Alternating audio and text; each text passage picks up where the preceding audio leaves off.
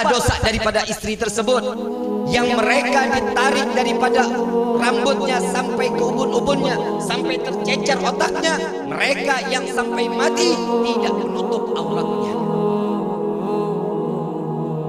Dan yang kedua, yang menggantungkan daripada payudaranya, mereka yang mengumbar jasad atau badannya untuk dilihat daripada laki-laki yang bukan mahramnya.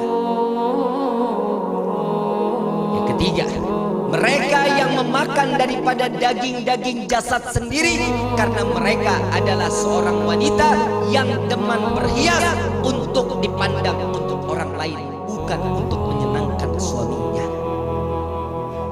Yang keempat, kata Nabi, kemaluannya dimasukkan daripada kalajengking dan daripada binatang-binatang yang sangat beracun masuk ke daripada alat kelaminnya, keluar sampai duburnya sehingga digerogoti daripada isi perutnya. Mereka yang tidak menjaga kemaluannya. Yang kelima, mereka yang membuka daripada isi perutnya, memakan makanannya daripada isi perutnya sendiri. Mereka yang menceritakan kejelekan suaminya. بالحب تلقاك البدور ضيف الأماني والسرور فيك العطايا والأجور يا مرحبا يا مرحبا زين الشهور. Bib, saya pengen ngizinin suami saya nikah lagi, tapi sakitnya Bib, ya Allah Bib, saya nggak bisa dimadu Bib. Kalau gitu digula. Nih Iman kayaknya lagi cari ancang-ancang nih Iman nih. Ini kayaknya pelaminan pertama 3 bulan, pelaminan kedua. Kenapa sih yang setiap perempuan ini nggak terima kalau suaminya nikah lagi? Kenapa? Karena jaminannya surga. Syaitan akan membisikkan, enggak boleh, jangan, enak aja, ntar dibagi 2 rezeki lo kurang, ntar uang make up lo berkurang, uang dandanan lo, uang semuanya berkurang, cintanya ntar dibagi, dia lebih cinta sama yang kedua karenanya lebih semok. Kan begitu. Tuh ibu udah dia ngomong, bahaya.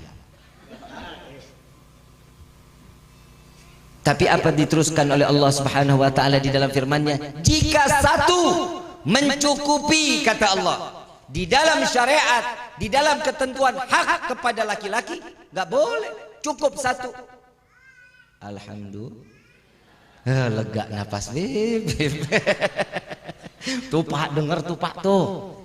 Nah sekarang saya juga mau ngasih juga amanah buat ibu-ibu. Kenapa saya banyak nasihatin perempuan? Karena demi Allah, demi Rasulullah, perempuan zaman sekarang yang namanya istri sama suami berani banget. Betul nggak?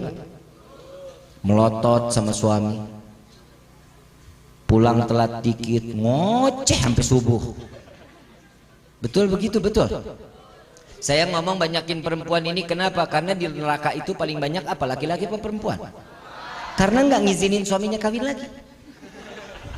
Kembali lagi ke situ. Satu ibu udah pulang, mulai gerah ngedengerin suami kawin lagi. Dikit lagi juga emak-emak pada pulang nih. Terusin ya. Di neraka paling banyak apa? Perempuan. Apa di dalam kitab Duratun Nasihin, hadis Nabi SAW,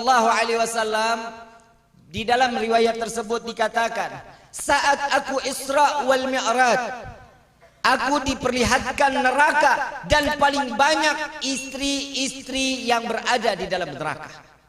Nah lo, istri siapa tuh? Insya Allah bukan istri kita, insya Allah, amin ya Rabbal. Mudah-mudahan ya ibu-ibu di sini, ibu-ibu yang solehah semua, istri yang taat sama suami, istri yang taat sama Allah, sama Nabi Muhammad sallallahu alaihi wasallam.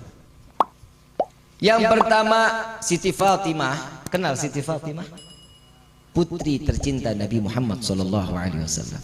Bertanya, ya Rasulullah, wahai ayahku, apa yang membuat perempuan-perempuan atau istri daripada suami mereka itu ada di dalam neraka. Yang pertama, ada yang diikat daripada bun-bunannya, diikat, ditarik oleh malaikat sampai otaknya berceceran. Dan yang kedua, ada yang terikat daripada payudaranya. Ada pula yang memakan daripada jasadnya sendiri. Ada yang membongkar isi perutnya, makan usus-ususnya. Dan ada juga kalajengking, ada juga yang namanya kelabang masuk daripada kemaluannya sehingga keluar dari duburnya, hancur isi daripada perutnya. Dengar nggak tuh? Serem nggak, Bu?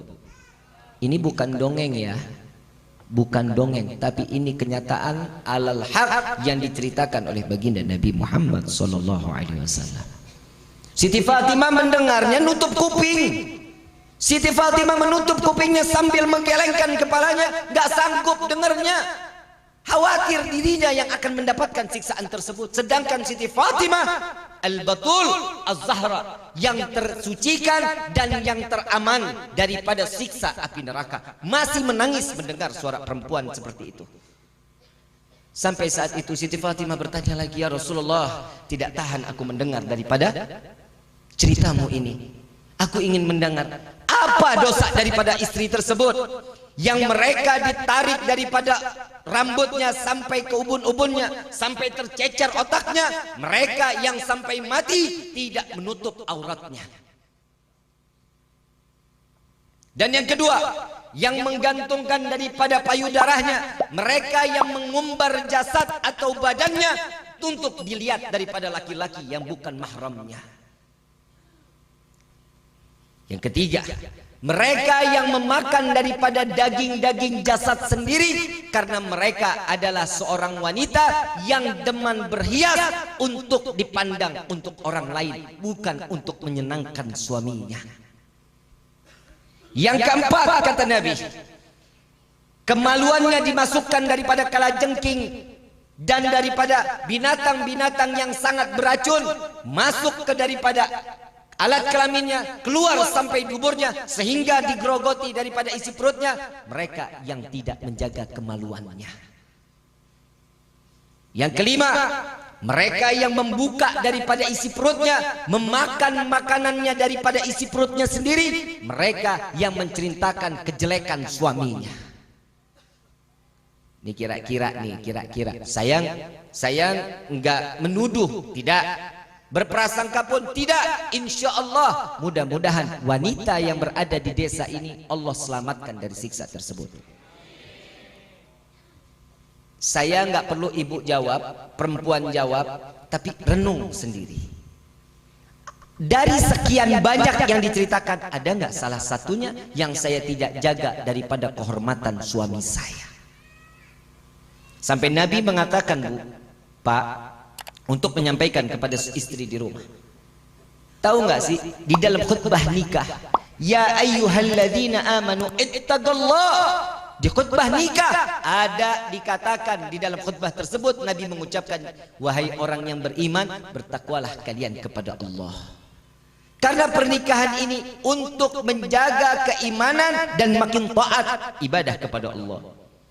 Hukum nikah itu banyak.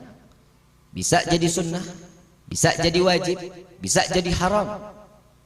Kapan ini terjadi? Sunnah jika, simak baik-baik, jika pernikahan tersebut ingin menambahkan nilai ibadah mereka kepada Allah, maka sunnah hukumnya. Pernikahan hukumnya sunnah. Wajib, kapan itu menjadi wajib? Mereka punya hawa nafsu yang tinggi, berkeinginan untuk syahwatnya nggak bisa dibendung, memiliki keuangan yang cukup, maka wajib untuk menikah. Keuangan yang cukup maksudnya bisa menafkahi, memberikan nafkah lahir dan batin. Kapan itu menjadi haram? Ini yang bahaya. Ini yang benar-benar bahaya. Kita nggak sadar ini. Pernikahan kita bisa menjadi haram jika sebelum menikah mereka orang yang pandai beribadah, setelah menikah dia orang yang lalai kepada Allah. Haram pernikahan tersebut. Mudah-mudahan Allah jaga pernikahan kita. Nah, maka itu minta kepada Allah, ya Allah, panjangkan jodoh kami. Panjangkan jodoh kami sampai ke dalam surga, jangan cuma sampai di dunia. Suami fitnah, istri fitnah, anak fitnah, mertua gue bilangin loh, mertua fitnah, tetangga fitnah, saudara fitnah, ipar fitnah. Orang yang berani menikah membuka lembaran fitnahan baru. Ini contohnya ini. Ini dia berani membuka lembaran fitnahan baru. Bukan berarti orang nikah ujiannya stop, nggak ada, dibuka, makin dilebarin. Makanya doanya jangan salah. Kadang kita dikasih doanya, kadang suka bilang, ya Allah tambahkan hamba kesabaran, ya Allah tambahkan hamba kesabaran, sampai nangis. Kenapa? Ujian terus Bib, nggak selesai, ujian lagi, terus minta sabar. Iya pantesan, karena diminta sabar, ujiannya lagi, sabar lagi, uji lagi, terus sampai di mana batas kesabaran? Mintanya jangan minta sabar. Mintanya apa? Ya Allah selesaikan permasalahanku selama di dunia sampai di akhirat. Itu doanya. Ini doanya, ya Allah minta sabar, besok diuji lagi, gak kelar-kelar ya Allah. Ya doanya salah. Ya minimalnya doanya Rabbana atina fid dunya wa fil akhirati. Kan minta kebaikan, minta diselamatin. Itu doa yang mustajab.